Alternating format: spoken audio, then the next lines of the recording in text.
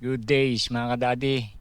Nakita niyo naman ang pagre-repair natin ng ating bangka. Sinunod natin yung ating mga kaibigan. Nilakihan natin yung katig, nilalawakan, hanggang sa ma-perfect natin na walang hulog.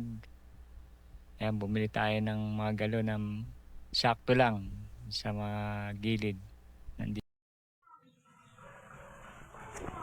Ayan. Ay, tulay. Tulay. Ayan, chef. Dito ka tingin muna. Ayan, hello. Hello, Hello, mommy, daddy. Mom, Daddy. Ayan, alis na kami.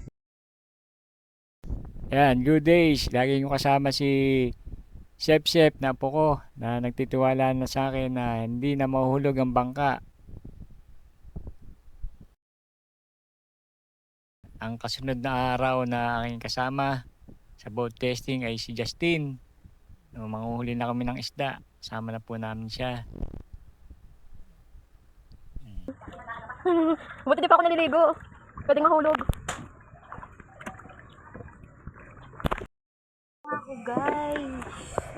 Ang huli ng isda. Salita ka. Sasalita na. Hindi kami bumabagsak. Natin ang huli. Ayan, salamat kay Lord sa mga ulam na kasama ko si Justin. Nanghuli kami ng isda. Yun, may isa. Actually po, pangatlong pagkakataon ko ng manghuli ng isda kada hapon para may ulam kami at nagbigay na kami sa aming kaibigan. Wala guys. Wala din. Wala na. Yun, ayun. Ayan, mga kadadi, hindi ko na napakita kung paano paggawa ng pante pero ganyan-ganyan forma po yan. Sa isang araw, papakita ko sa inyo yung mahabang pante gagawin natin. Guys, babalik na kami. Nakadami kami.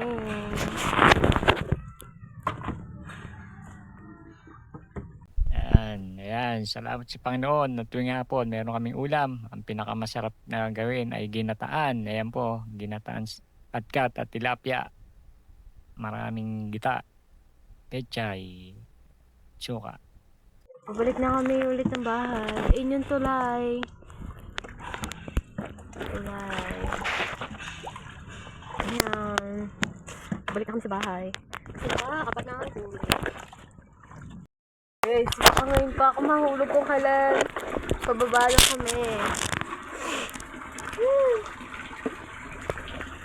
Guys. Guys. Nakaraos din. Dito, hindi ka na Si Vlogger. Good day. Ito po yung mga nakaraang huli ko. Yan. Yan. Salamat po sa panonood.